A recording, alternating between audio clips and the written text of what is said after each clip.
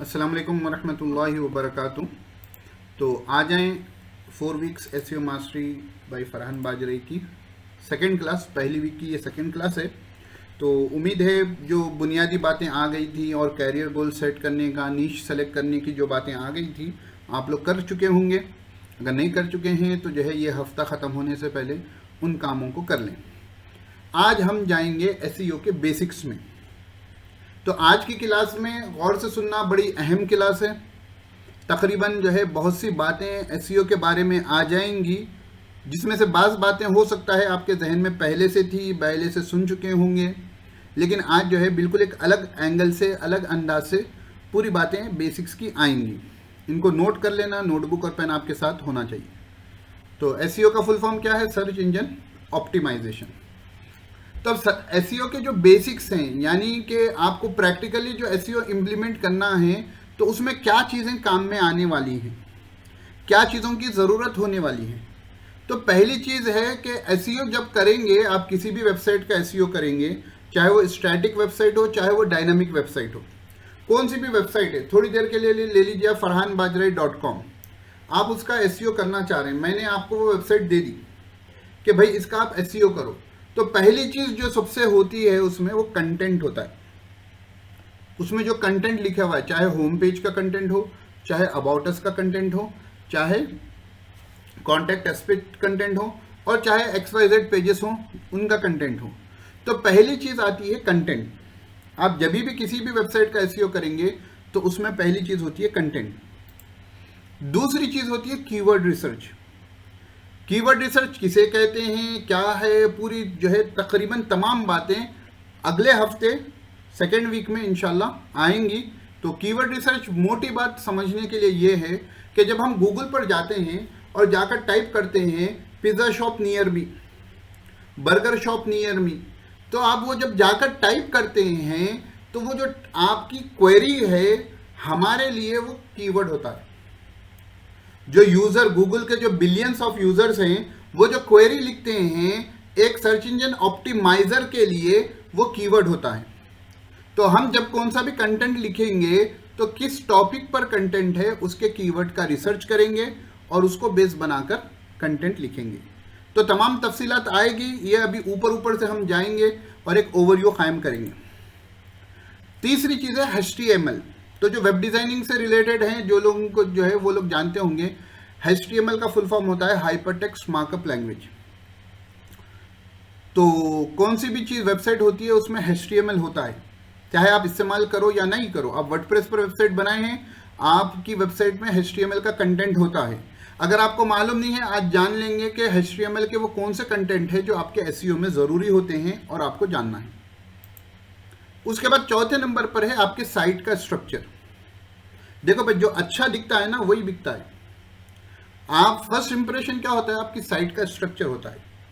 नहीं, बिल्कुल जो है डायनामिक वेबसाइट हो, ज़बरदस्त कंटेंट हो, इधर से इमेजेस फ्लो हो रहे हैं, इधर से जो है कंटेंट फ्लो हो रहा, ऐसा नहीं कि यूज़र के लिए जो स्ट्रक्चर जो है एक्सेस करने के लिए जो साइट अच्छी है उसके साइट स्ट्रक्चर जो है एसईओ पर असर करता है। कैसा करता है हम आगे देखेंगे। ये टेबल ऑफ कंटेंट है, समझ लीजिए। उसके बाद है ट्रस्ट, भरोसा। कहीं पर भी चले जाएं, भरोसा सबसे अहम चीज़ होती है, और एसईओ में तो सबसे सबसे सबसे अहम चीज़ भरोसा ही होती है।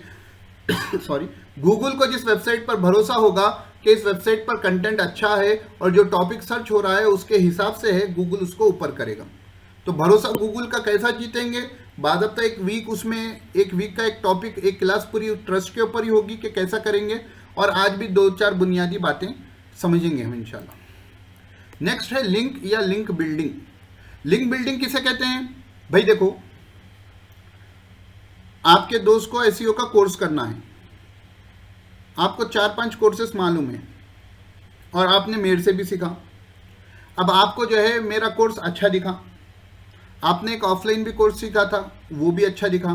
दोनों के मुकाबले में थोड़ी देर के लिए समझ लीजिए मेरा अच्छा दिखा, तो आप लोग सजेस्ट करेंगे ना कि भाई ये सिखाते हैं, पूछ लो इनका नया बैच कब शुरू हो रहा है। या आप कहीं से कपड़ा खरीद कर लाए, वो कपड़े से जो है आपको जो है दुकानदार पसंद आया, उसकी बातचीत पसंद आई, उसका कपड़ा पसंद आया, और रेट भी जो है ऐसा दिखा के जो है कि ज़्यादा महंगा नहीं है, तो जब आप कोई खरीदने आपको जो है पूछेगा भाई ये कुर्ता कहाँ से लिए, ये शर्ट कहाँ से लिए, तो आप क्या करेंगे, उसका सजेस्ट करेंगे। तो ये आपका सजेस्ट करना, आपको सजेस्ट करने से 1 रुपया भी नहीं मिल रहा, लेकिन आपका सजेस्ट करना वो उस बंदे के जो है लिए लिंक हो गई। और ये लिंक जो होती है भरोसे की होती है। और गूगल में भी क्या होता है कि आप farhanbajre.com को अपनी वेबसाइट पर लिंक कर देंगे, तो उसने आपने मुझे लिंक दी, तो ये लिंक होती है और ये भरोसे में भी काम में आती है और इंटरनल लिंकिंग भी होती है, जो हम आगे देखेंगे। तो एसईओ के बेसिक्स में जो हम आज की क्लास में कवर करेंगे, पहला करेंगे कंटेंट, दूसरा कीवर्ड रिसर्च, तीसरा HTML टैग्स, चौथा साइट आर्किटेक्चर, पांचवा ट्रस्ट, और साथ में लिंक बिल्डिंग के बारे में तो बाज़ाब्ता एक अलग हमारी क्लास होगी। तो आगे चलते हैं। कंटेंट, तो सबसे पहली चीज हमने जो कही थी कि बगैर कंटेंट, कल भी शायद क्लास में, मतलब लास्ट क्लास में भी बात आई थी, कंटेंट इज द किंग। आपका कंटेंट जो होता है आपको किंग बनाता है। तो अब कंटेंट में वो कौन से बुनियादी एलिमेंट्स है जिसको आपको जहन में रखना है। पहली चीज क्वालिटी, क्वालिटी मेंटेन करना जरूरी है। आपका कंटेंट जो हो वो क्वालिटी वाला हो। ऐसा नहीं कि कचरा आपने लिख दिया, आपको भी नहीं मालूम कि क्या लिखना है। तो उसमें एक लैंग्वेज की भी सपोर्ट आ जाती है कि लैंग्वेज अच्छी हो। और सबसे इंपॉर्टेंट चीज कंटेंट में जो होती है कि आप जिस मौजू पर कंटेंट लिख रहे हो वो अच्छी क्वालिटी का हो और यूजर के जिस क्वेश्चन का आंसर है उसमें आंसर मिल जाए। मिसाल के तौर पर आप कंटेंट लिखे हैं बेस्ट वेब होस्टिंग बोल के, आपका कंटेंट है कि which is the best web hosting, और आप इस टॉपिक पर कंटेंट लिखें। अब जब आप बेस्ट वेब होस्टिंग के बारे में कंटेंट लिखेंगे तो वहां पर कंपैरिजन लाजिमन आ जाएगा। ये जिसको आप बेस्ट कह रहे हैं वो क्यों बेस्ट है उसके आपको रीजंस बताने पड़ेंगे। तो आपने जो है कंटेंट लिखना शुरू कर दिया कि भाई होस्टिंजर जो है ये बेस्ट वेब होस्टिंग है, तो आपको बताने पड़ेंगे कि वो वेब की बेस्ट होस्टिंग क्यों है, उसके कौन सी क्वालिटीज हैं जो बेस्ट वेब होस्टिंग में आते हैं। तो तमाम पॉइंट्स को आप जब क्लियरली एक अच्छे तरीके से लिखेंगे तो वो कंटेंट होगा गुड क्वालिटी कंटेंट। और लाजिम बात है जब कंटेंट पसंद आएगा यूजर उसको शेयर करेगा। तो पहली चीज हमेशा आती है कि आपका कंटेंट क्वालिटी हो और यूजर की प्रॉब्लम को सॉल्व करे। इसीलिए सेकंड चीज आती है सर्चर इंटेंट या यूजर इंटेंट। भाई मैं जाकर सर्च किया which is the best web hosting, तो मेरा इंटेंट क्या है, मैं क्या चाह रहा हूं। मैं चाह रहा हूं कि ये जो वेब होस्टिंग के बहुत से है, गोडैडी है, होस्टिंजर है, होस्टगेटर है, ब्लू होस्ट है, XYZ कितने की हैं, इसमें से कौन सी बेस्ट है और क्यों बेस्ट है ताकि मैं खरीद सकूं, उससे वेब होस्टिंग में उसकी सर्विस ले सकूं। तो मेरा जब मैं लिखूंगा कि जब सर्च करूंगा कि which is the best web hosting, तो मेरा इंटेंट क्या है कि मुझे कोई वेब होस्टिंग खरीदना है और उसके लिए मैं जानना चाह रहा हूं कि कौन सी बेस्ट है। ठीक है, तो ये चीज होती है सर्चर इंटेंट। देखो ये user intent, searcher intent, third खाली इंटेंट को कहते हैं, ये हमारे हर टॉपिक में आएगा। कीवर्ड रिसर्च में हमारा आर्टिकल लिखते वक्त सबसे अहम चीज होती है कि यूजर का इंटेंट क्या होता है। एक चलिए हम ये गूगल पर है, ठीक है। अब मैं यहां पर आपको जो है बर्गर लिखकर सर्च किया, ठीक है। तो मैं बर्गर सर्च करूंगा तो मेरा बहुत सी चीजें हो सकती हैं। यहां पर आप आकर देखें, वेबसाइट देख लूं, जो ये तो जो है डायरेक्टरी होती है, लोकल डायरेक्टरी, और यहाँ पर से आ जाइए, बर्गर किंग है, बर्गर रेस्टोरेंट्स इन हैदराबाद है, best burger places in Hyderabad है, जूसी एंड चीजी बर्गर्स हैं, और नॉर्मल विकिपीडिया है बर्गर के, ठीक है। अब मैं सर्च किया बर्गर नियर मी। अब जब मैं बर्गर नियर मी सर्च करूंगा तो मुझे वो वेबसाइट्स मिलेंगे जो बर्गर की डिलीवरी करते हैं, जैसे जोमेटो है, ट्रिप एडवाइजर है जो है उसके बारे में इंफॉर्मेशन देता है। तो पहले क्वेश्चन में पहला जो मैंने बर्गर लिखा है, तो वो बर्गर का मतलब क्या था कि खाली बर्गर था, उसको शॉर्ट टेल कीवर्ड कहते हैं। अब जब मैं बर्गर नियर मी लिखूंगा, इसका मतलब ये है कि मेरे घर के करीब, मेरे एरिया के करीब कौन से बर्गर्स हैं। या इसको और जो है खाली हम लिखेंगे डिजिटल मार्केटिंग। तो डिजिटल मार्केटिंग लिखूंगा तो इससे मेरी कुछ भी इंटेंट आपको सही से मालूम नहीं हो रही। मैं व्हाट इज डिजिटल मार्केटिंग सीखना चाह रहा हूँ, या जो है डिजिटल मार्केटिंग के बारे में तफसीलात जानना चाह रहा हूँ, या डिजिटल मार्केटिंग का कोर्स सीखना चाह रहा हूँ। यहाँ पर मेरे क्वेश्चन से कुछ मालूम नहीं हुआ, ये मेरी क्वेरी से आपको कुछ मालूम नहीं हुआ, लेकिन मैं जैसा ही डिजिटल मार्केटिंग कोर्सेस लिखा आपको समझ में आ गया कि मेरी इंटेंट क्या है, कि मैं कोर्स देखना चाह रहा हूं कि कौन से डिजिटल मार्केटिंग के कोर्सेस है, कौन से डिजिटल मार्केटिंग के कोर्सेस है। अब यहां पर देखिए गूगल पूरा बता देगा कि डिजिटल मार्केटिंग के रिलेटेड कोर्सेस के बारे में आपको पूरी चीजें मिलेंगी। Best digital marketing course in Hyderabad. तो ये क्या होगा, यहां पर सर्चर की इंटेंट क्या है कि वो डिजिटल मार्केटिंग का कोर्स देखना चाह रहा हूं। तो आप जब कंटेंट लिखेंगे, अगर आप डिजिटल मार्केटिंग कोर्सेस पे लिखेंगे तो आप उस हिसाब से सर्च यूजर को जहन में रखकर लिखेंगे। और दूसरा हो सकता है डिजिटल मार्केटिंग एजेंसी। अब जब आप डिजिटल मार्केटिंग एजेंसी, कीवर्ड दोनों के तकरीबन सेम है, एक डिजिटल मार्केटिंग कोर्सेस है, एक डिजिटल मार्केटिंग एजेंसी है, दोनों में भी डिजिटल मार्केटिंग है, लेकिन पहला जो हमने सर्च किया था डिजिटल मार्केटिंग कोर्सेस, उसमें वो टॉपिक से जो ट्यूटोरियल्स हैं, जो लोग डिजिटल मार्केटिंग कोर्सेज सिखाते हैं, तो आपको पूरी गूगल के फर्स्ट पेज पर जो लिस्ट मिली उसी हिसाब से मिली। यहां पर हम जो देख रहे हैं डिजिटल मार्केटिंग एजेंसी है, तो इसमें देखेंगे तो आपको पूरे एजेंसी रिलेटेड मिलेंगे।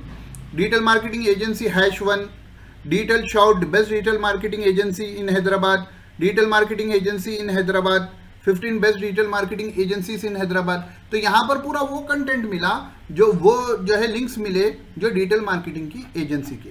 तो इसको कहते हैं यूजर की इंटेंट। ठीक है, तो मैं ये शेयरिंग को रोक के आपको यूजर की इंटेंट को देखना पड़ेगा।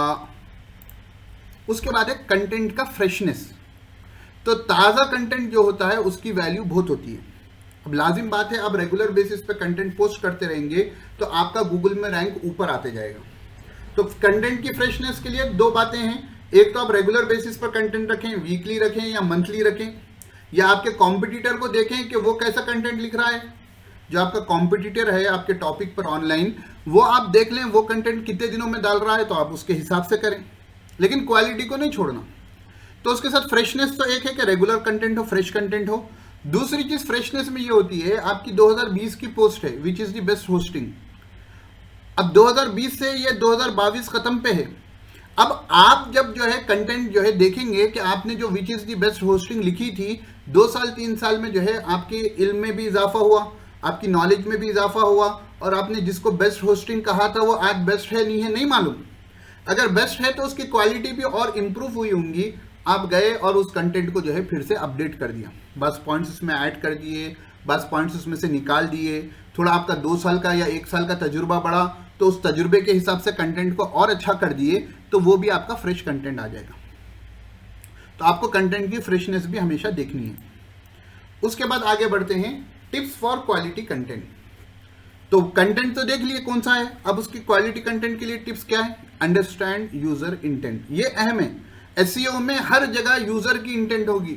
आप काम सर्च इंजन ऑप्टिमाइजेशन के लिए नहीं करेंगे, यूजर के लिए करेंगे, प्लस साथ में वो टेक्निक्स इस्तेमाल करेंगे जो सर्च इंजन के लिए भी मुनासिब हो। आपने जो है अच्छे से एसईओ कर दिया, लेकिन यूजर की इंटेंट को नहीं समझे। आपका पेज पे यूजर आ गया, वो ढूंढना चाह रहा था डिजिटल मार्केटिंग एजेंसी, आपका पेज आ गया डिजिटल मार्केटिंग कोर्स का, तो वो उस पर ठहरेगा, बाहर निकल जाएगा, बाहर निकल जाएगा, उसको उसके रिलेटेड कंटेंट नहीं मिलेगा, वो बाहर निकल जाएगा। तो गूगल समझ जाएगा कि ये वेबसाइट इस टॉपिक पर काम की नहीं है, उसको पीछे लेके जाके फेंक देगा। तो यूजर का इंटेंट इंपॉर्टेंट है कि यूजर आपकी वेबसाइट पे आया, आने के बाद वो कितनी देर ठहरेगा, ये तमाम चीजें हर जगह इंपॉर्टेंट आएगी। एसईओ के किसी टॉपिक पे भी चले जाएं, यूजर का इंटेंट इंपॉर्टेंट होता है। तो आप कंटेंट गुड क्वालिटी लिखेंगे तो आप जिस टॉपिक पर लिख रहे हैं उसमें यूजर एज ए यूजर सोचें। डेवलप ए कस्टमर अवतार। देखो भाई, इसके ऊपर मेरा एक डिटेल में वीडियो भी है, और मेरा डिटेल में जो है 7,000-8,000 वर्ड्स का जो है आर्टिकल भी है कस्टमर अवतार के बारे में। तो मैं उसकी आपको लिंक दे दूंगा इंशाल्लाह, तो उन दोनों को आप गो थ्रू करें। कस्टमर अवतार कहते हैं, जैसा केवाईसी होता ना बैंकों में वगैरह, नो योर कस्टमर। आपको अपने कस्टमर को, अपने यूजर को पहचानना है। आप जिस टॉपिक पर लिखेंगे, आप एसईओ के बारे में लिख रहे हैं, तो आपका कस्टमर कौन है, आपका यूजर कौन है, आपकी टारगेट ऑडियंस कौन है। तो आपकी टारगेट ऑडियंस वो बच्चा है, वो नौजवान है जो डिजिटल मार्केटिंग सीख रहा है, और डिजिटल मार्केटिंग में वो सर्च इंजन ऑप्टिमाइजेशन के बारे में जानना चाह रहा है।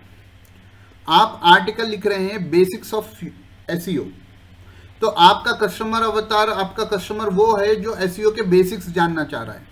तो आपको जो है उस हिसाब से पूरे कस्टमर के बारे में इन डिटेल आपके जो है यूज़र के बारे में सोचना है, और उसका एक खाका बनाना है कि मेरा जो कस्टमर है वो, उसका नाम है फरहान, वो जो है सर्च इंजन ऑप्टिमाइजेशन सीखना चाह रहा है, और वो अपना टाइम लिंक्डइन पर गुजारता है और फेसबुक पर गुजारता है, और वो जो है फुला XYZ ब्लॉग्स को पढ़ता है।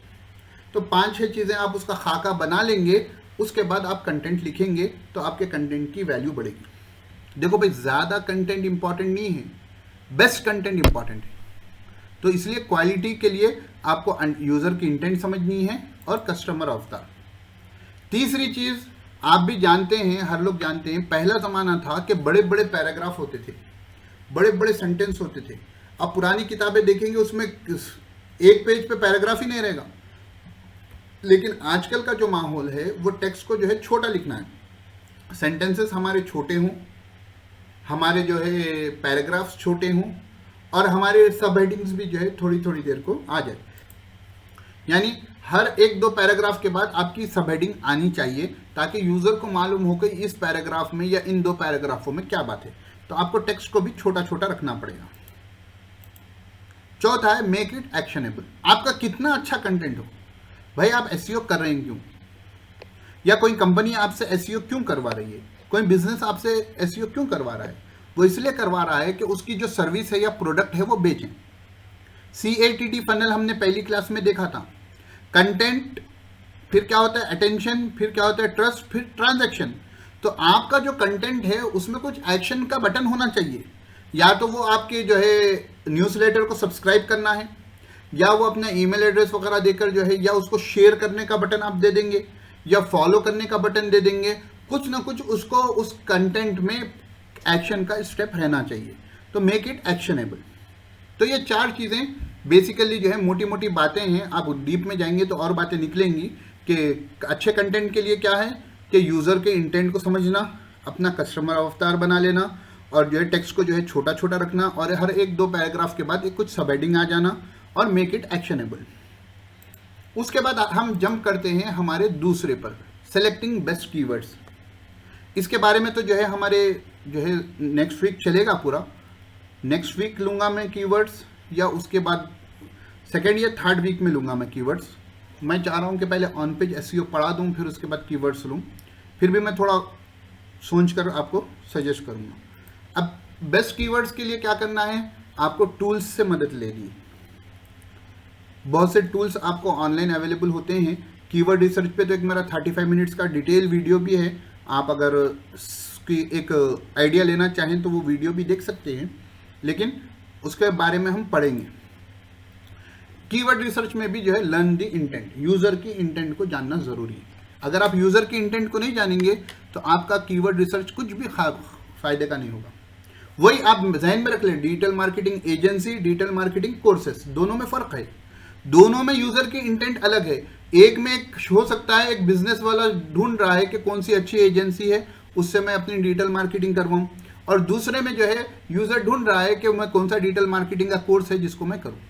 तो सर्च इंटेंट बदलेगी, टॉपिक एक ही रहेगा, इंटेंट बदलेगी, कंटेंट बदलेगा।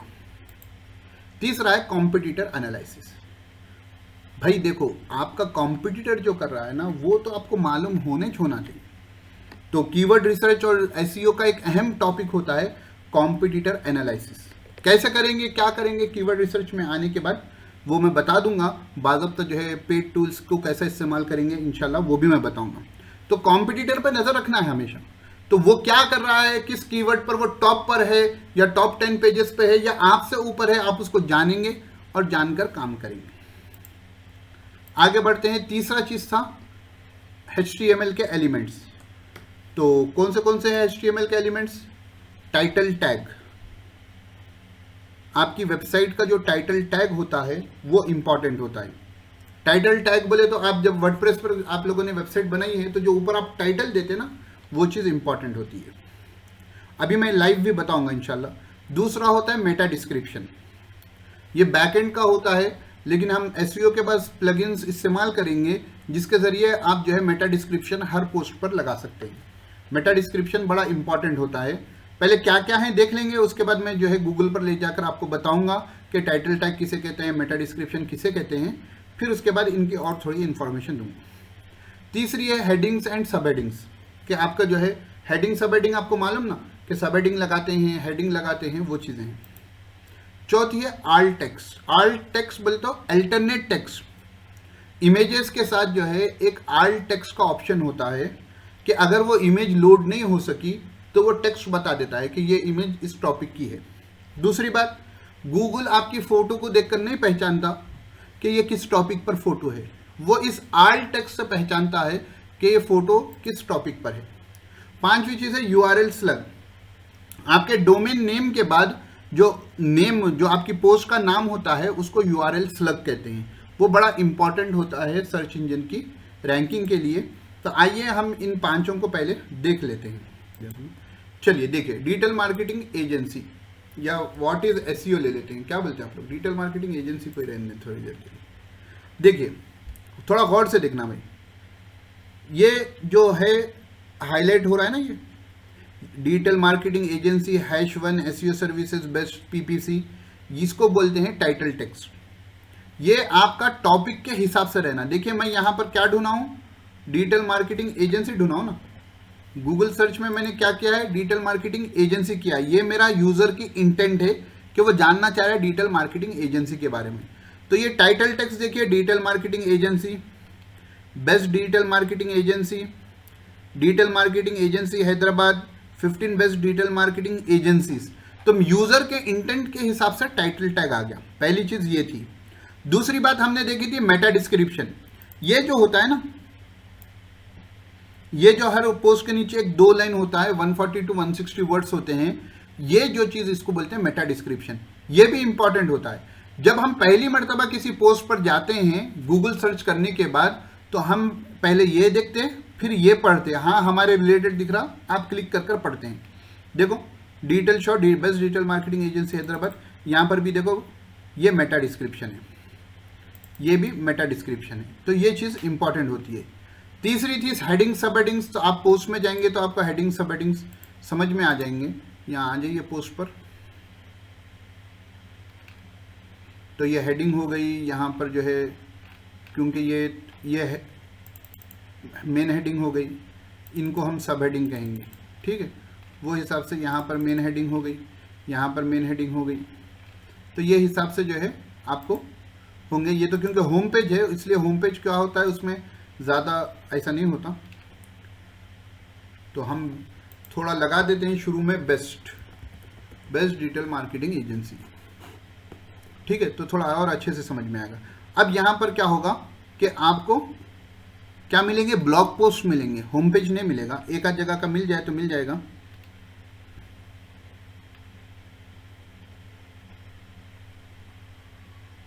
या बेस्ट थोड़ा चेंज कर रहा हूं मैं,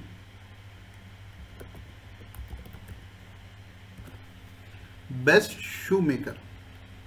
तो देखिए यहां पर आ गया 13 best shoe makers and brands. तो ये हो गया इसका टेक्स्ट, ये हो गया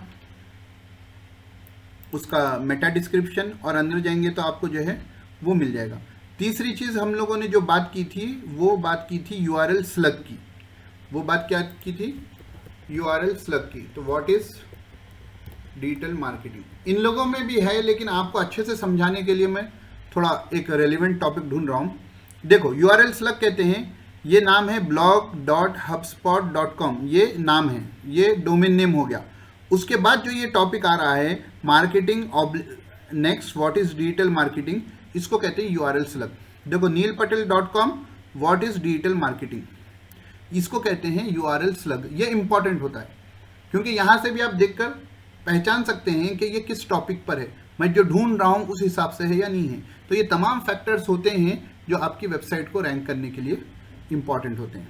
तो अब आते हैं हम, तो बात समझ में आ गई। टाइटल टैग्स देख लिया आपने, मेटा डिस्क्रिप्शन आपने देख लिया, उसकी अहमियत मालूम हो गई, सब हेडिंग्स आपको मालूम है, आल्ट टेक्स्ट जो है इमेज के पीछे होता है, ये इंपॉर्टेंट होता है, और यूआरएल स्लग भी आपने देख लिया किसको कहते हैं।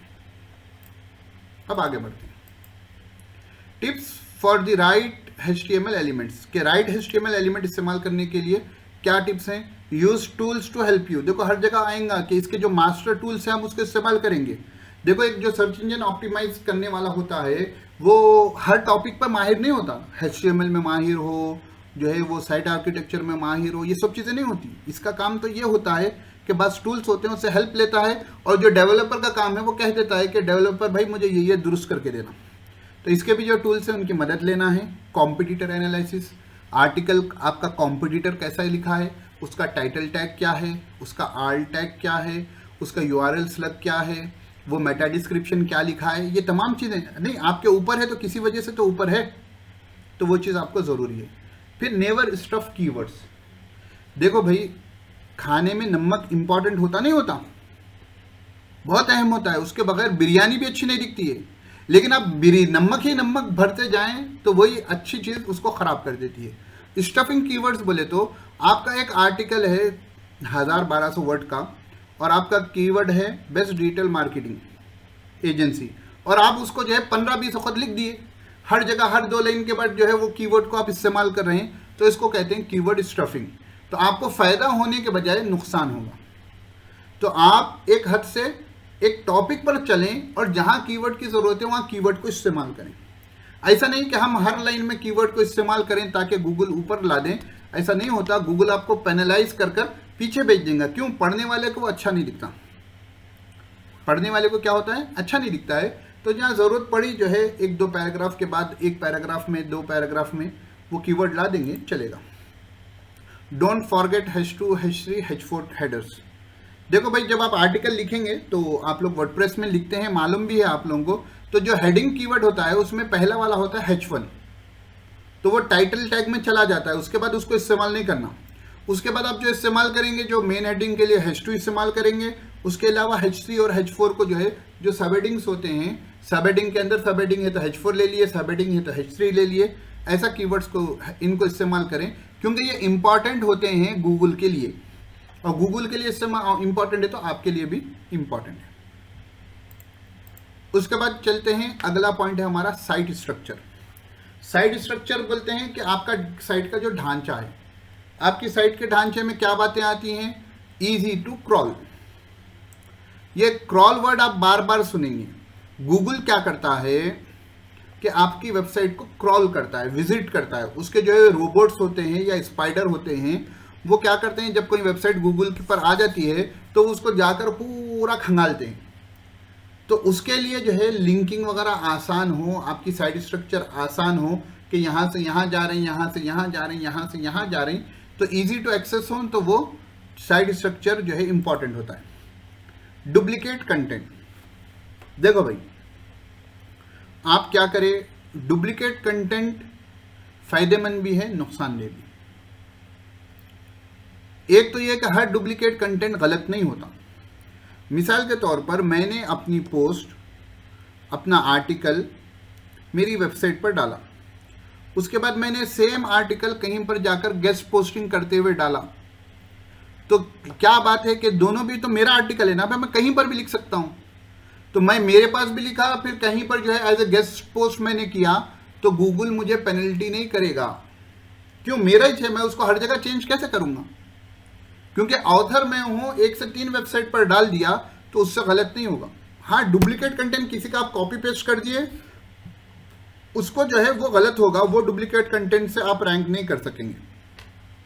एक तो ये हो गया। तो डुप्लीकेट कंटेंट हो और आपसे अच्छी वेबसाइट पर आप लेके जाकर डाल दिए अपना कंटेंट, तो लाजिम बात है जिसकी वैल्यू ज़्यादा है, जो पुरानी है, जिसकी डोमेन अथॉरिटी ज़्यादा है, गूगल उसको पहले बताएगा, आपको पीछे कर देगा। तीसरा है मोबाइल फ्रेंडलीनेस।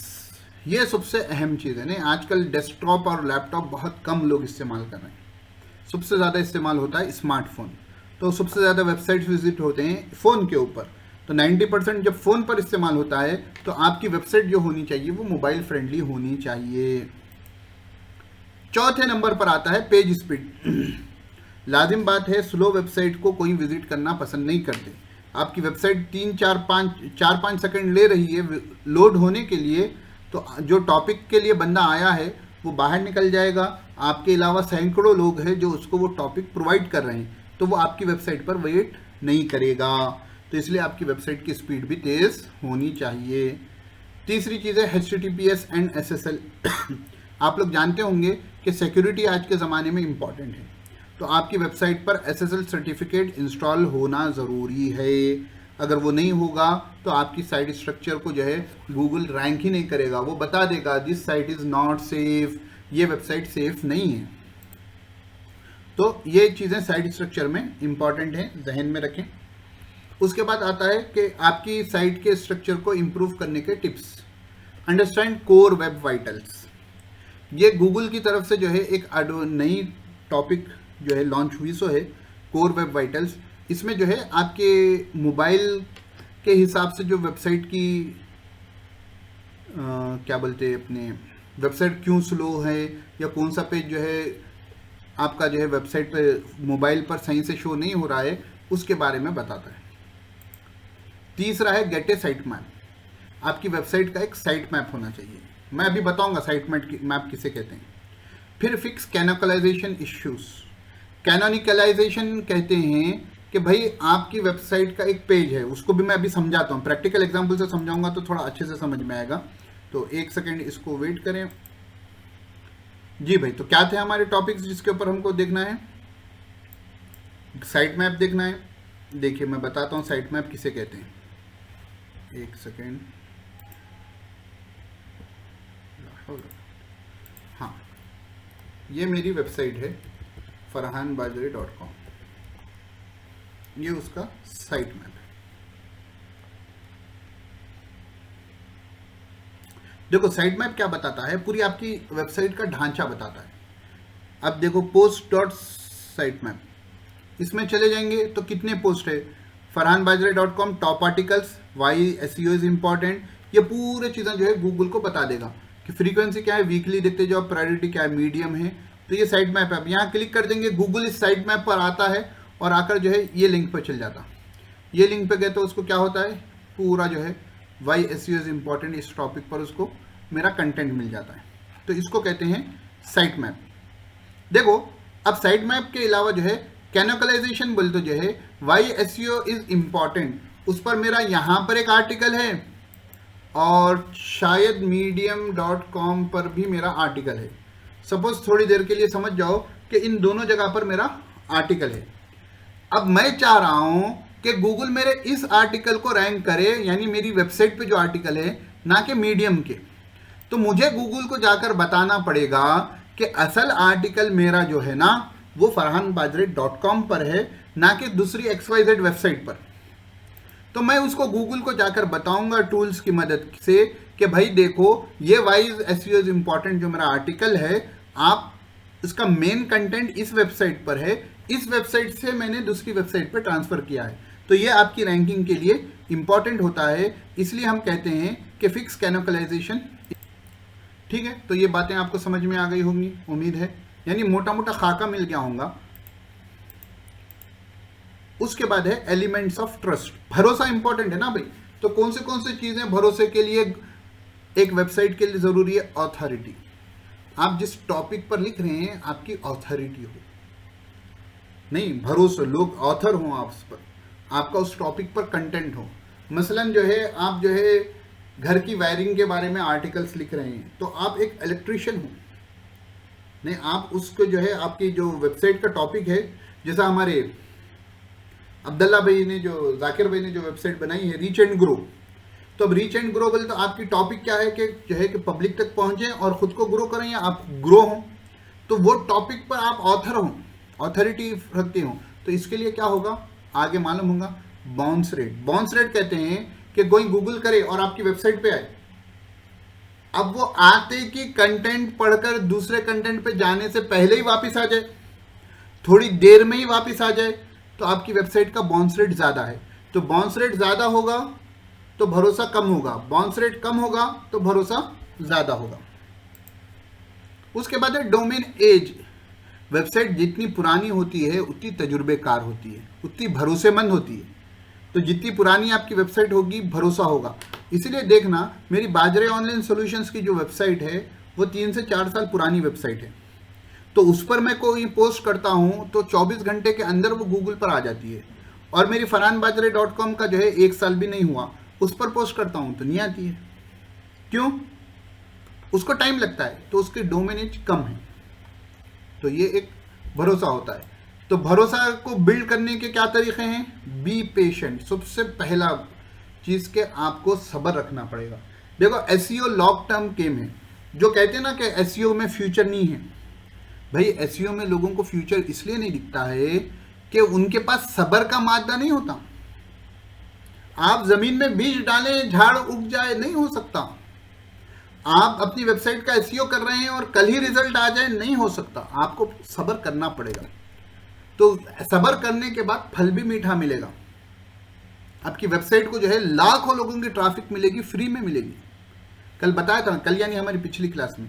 तो भरोसा बिल्ड करने के लिए बी पेशेंट, काम करते रहो, सब्र करते रहो। दूसरा, अंडरस्टैंड इंटेंट। यूजर की इंटेंट के एतबार से आपका कंटेंट होगा तो लोग आप पर भरोसा करेंगे, लोग आप पर भरोसा करेंगे। तो how to type SEO in MS Word, मैं जब मैथ्स पढ़ाता था तो उस वक्त जो है क्वेश्चन पेपर बनाते वक्त टीटा सिंबल जो होता है ट्रिग्नोमेट्री में, वो मुझे नहीं मिल रहा था। तो मैं गया गूगल करके देखा तो मुझे सही से आंसर्स उस वक्त नहीं मिले। तो उसके बाद मैं सोचा तो जो है थोड़ा देखा, 1 से 3-4 वेबसाइट, थोड़े वीडियोस देखा, तो जब जाकर मेरे को समझ में आया तो मैं पूरे टिप्स एंड ट्रिक्स को लिखकर जो है बाजरे ऑनलाइन सोल्यूशन से पहले मेरी एक वेबसाइट थी bajraiweb.com, तो उस पर लिखा मैं कि लोगों का भी फायदा हो जाए। उस वक्त मुझे कुछ भी डिजिटल मार्केटिंग एसईओ का जरा भी भनक नहीं थी। तो जब मैंने वो वेबसाइट खत्म कर दी, नई bajraiOnline.com बनाया, तो उसमें भी जो है वो आर्टिकल को कॉपी करके लाया, वो वेबसाइट तो खत्म हो गई। तो जो ये टॉपिक पर टॉप नंबर पर बाजरे ऑनलाइन सॉल्यूशंस आती है। बीच में मैंने थोड़ा यूआरएल चेंज किया है तो थोड़ा मेरे को इफेक्ट हुआ है उसकी वजह से, लेकिन अभी भी फर्स्ट सेकंड पोजीशन पर हाउ टू टाइप टीटा आप सर्च करेंगे बाजरे ऑनलाइन मिलेगा। तो यूजर की इंटेंट को देखना है। नंबर 10 में give them what they want. How to type theta में पब्लिक क्या चाहती है कि वो लोग आप वो सर्च कर रहे हैं जिनको टीटा टाइप करना है, तो वो चाहते हैं कि टीटा टाइप करने का तरीका मिले, हमने लिख कर दे दिया तो वो खुशी मनाएंगे, उससे आपको बैकलिंक भी मिलेगी। तो ये तरीके हैं ट्रस्ट बिल्ड करने के। और भी तरीके होते हैं, बुनियादी मोटी तौर पर ये हैं, लेकिन सब्र अहम है। उसके बाद है टाइप्स ऑफ एसईओ। यहां तक की बात कि टाइप्स ऑफ एसईओ, एसईओ के कितने टाइप्स हैं, अलग अलग लोग अलग अलग टाइप बताते हैं। बेसिकली 2 हैं, लेकिन मैं यहां 3 बताऊंगा। पहला है ऑन पेज एसईओ, दूसरा है ऑफ पेज एसईओ।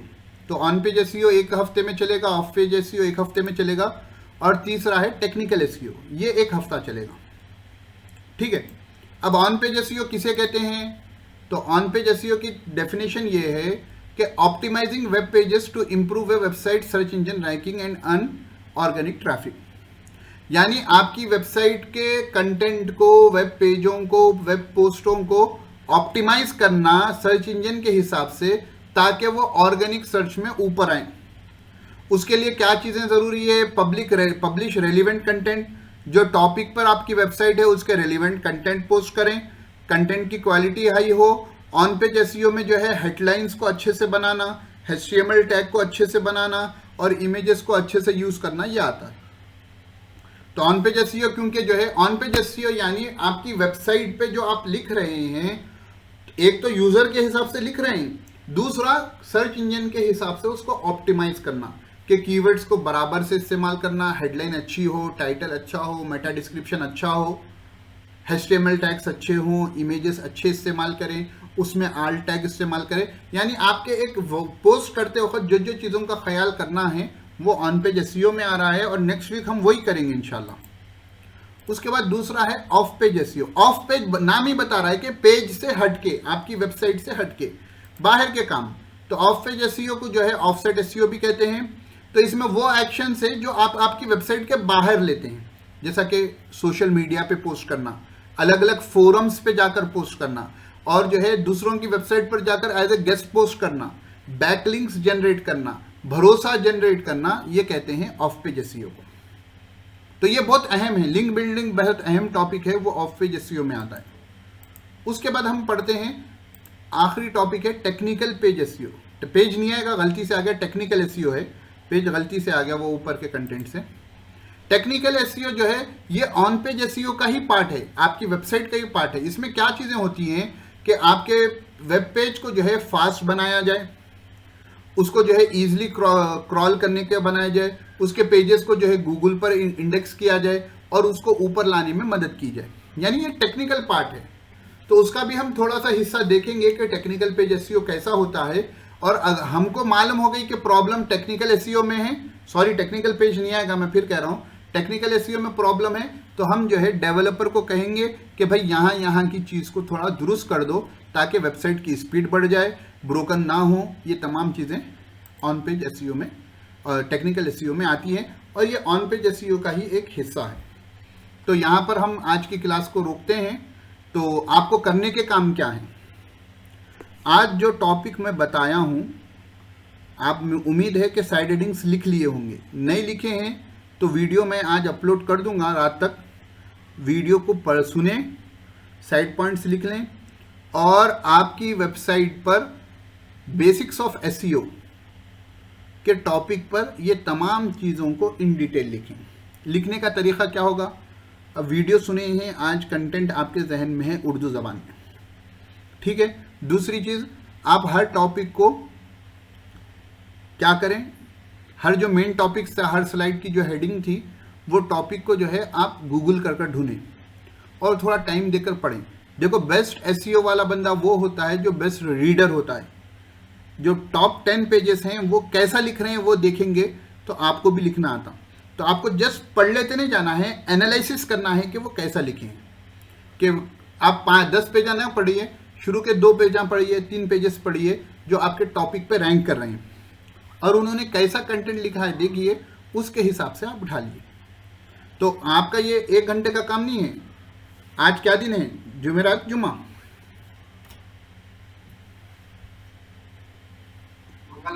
हाँ मंगल। तो मंगल है ना, चारशंबा, जुमेरात, जुम्मा, ये 3 दिन भी आपको लिखने में लगेंगे। तो आज जो है, आज से अब एक पेपर पे जो है खाका बना लें जो टॉपिक्स लिखना है और उसके बाद जो है पूरों के ऊपर जो है आपसे जितना हो सके आपको कंटेंट लिखना है। फिर इसको जो है पूरा कोर्स ख़त्म होने के बाद या 1-2 महीने के बाद जो है फिर से ऑप्टिमाइज़ कर लेना, आपका इल्म बढ़ेगा तो। लेकिन गूगल कर हर टॉपिक को सर्च करके आपको पॉइंट्स लिखने हैं, ठीक है। तो ये काम आपका इस हफ्ते का रहेगा। तो यहीं पर हम क्लास को रोकते हैं। अस्सलाम वालेकुम वरहमतुल्लाहि वबरकातुहू।